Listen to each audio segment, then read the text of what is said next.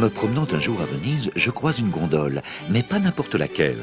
Pas la célèbre gondole du Doge lors des épousailles de la mer, pas celle transportant ces touristes admiratifs, mais une gondole discrète qui aurait pu passer inaperçue. Son gondolier était un jeune adolescent qui apprenait ce métier séculaire, qui s'enseigne de père en fils, de la même manière qu'à l'époque de la Renaissance. Par ce que je voyais et entendais, je me suis rapidement rendu compte que j'assistais à une approche pédagogique parfaite. Elle pouvait illustrer la plupart des recommandations pour que l'éducation thérapeutique des malades permette à nos patients de mieux conduire leur traitement, souvent complexe, jour après jour. La gondole est une curieuse embarcation, très longue, 11 mètres, étroite, à fond plat, par-dessus tout asymétrique et légèrement recourbée comme une banane flottant sur l'eau. Cette curieuse forme a été développée pour assurer un minimum d'effort pour son déplacement. Chargée de 800 kg, elle nécessite pour avancer la même énergie de la part du gondolier que celle qui lui serait nécessaire pour porter à pied une charge de 15 kg, mais avec une condition, celle d'avoir acquis un savoir-faire complexe, celui du gondolier. Il faut des années pour arriver à comprendre en profondeur la gondole, c'est-à-dire la diriger d'une manière techniquement pas parfaite, mais presque. L'apprentissage, c'est le résultat de tout ce parcours. Nous, on commence tout enfant sur des embarcations traditionnelles vénitiennes. On commence à apprendre la vraie position qu'il faut avoir pour tenir la rame dans la main et avoir le bon mouvement du poignet. Ceci est fondamental sur ce type d'embarcation qu'est la gondole. Et puis, il y a la position de tout le corps sur la barque, c'est fondamental. Mettre le poids un peu plus en avant ou un peu plus en arrière pour diriger la barque et serrer les contrepoids en se mettant d'un côté ou de l'autre. Conduire une gondole est une situation presque impossible, donc maîtriser son parcours est une gageure. Vous vous rendez compte, diriger une barque longue de 11 mètres par une position excentrique du gondolier par rapport à la barque. Réussir à la faire tourner dans ces canaux étroits avec une précision de 1 à 2 cm. C'est une satisfaction immense d'arriver à le faire. Mais apprendre le métier de gondolier est très difficile parce qu'au début, c'est presque impossible de piloter une gondole quand on ne maîtrise pas l'ensemble.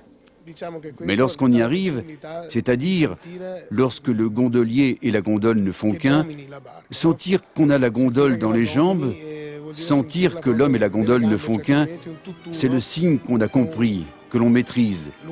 C'est une satisfaction immense.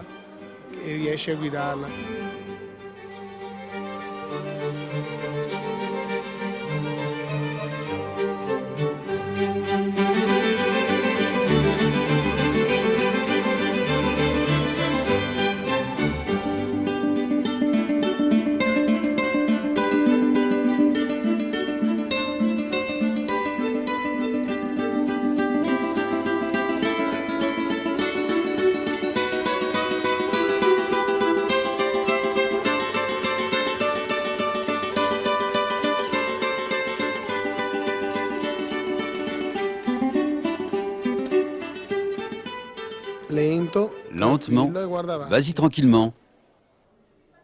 Regarde en avant. Attention à la tête, plus bas, encore plus bas. Voilà, maintenant redresse la tête et regarde loin en avant.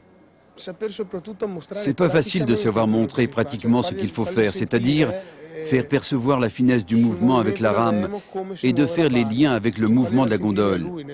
Lui faire percevoir aussi tout ceci avec ses propres mains de jeune gondolier. Le conduire au début, puis le faire expérimenter tout seul en lui donnant des conseils. C'est tout un parcours où il faut apprendre à gondoler ensemble. L'apprenti le fait, le maître y pense. Ramer ensemble est une manière de faire acquérir ce mouvement complexe avec la rame. Disons qu'aussi longtemps qu'on est derrière l'élève, cette position donne un sens de sécurité. Le jeune sait qu'on est toujours prêt à intervenir, à n'importe quel moment, immédiatement, vite, et à prendre en main la situation. Mais plus tard, quand tu te mets devant le jeune, cela signifie que tu lui fais confiance et que c'est à lui de gérer tous les mouvements. Mais naturellement, toujours encore avec tes conseils.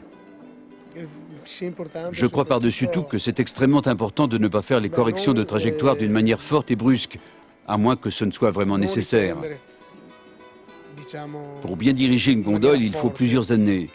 C'est surtout aussi parce qu'on se trouve toujours dans des situations différentes, et souvent même dangereuses.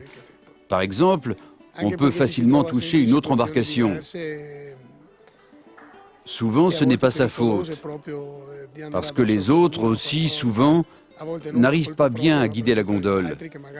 Ces situations se rencontrent tous les jours, et chaque fois la correction est différente. Alors en conséquence, plus tu t'entraînes, plus tu as de l'expérience, mieux tu gères, mais naturellement, pour ceci, il faut du temps.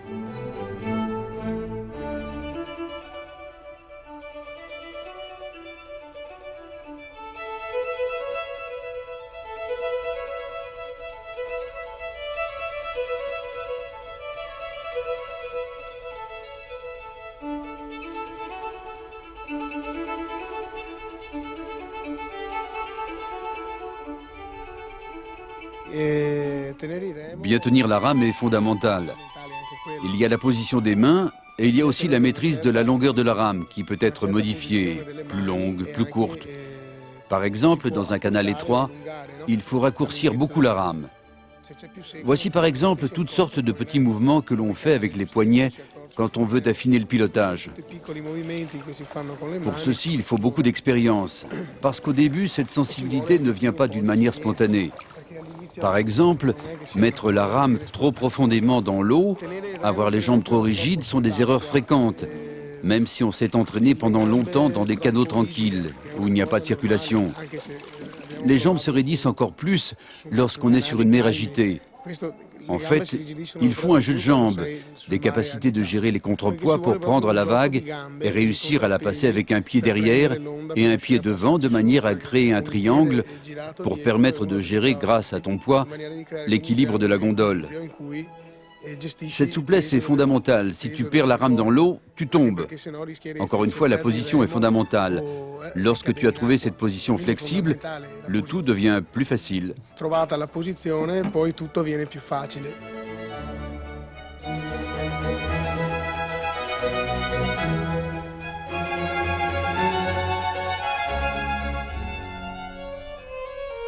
Bon, il sait pas mal diriger la gondole dans un environnement difficile et c'est très important. Et puis il commence déjà à être souple avec ses jambes.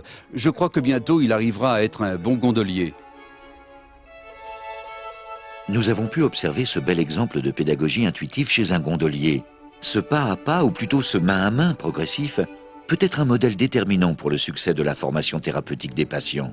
En fait, former le malade, c'est peut-être devenir ce gondolier qui instruit et accompagne ce jeune rameur.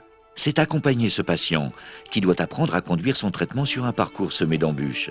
Il y a des maladies comme le diabète qui sont aussi sensibles à contrôler que cette gondole. Tout s'apprend par l'expérience et la supervision patiente. Le vrai succès se forge souvent dans un parcours à deux.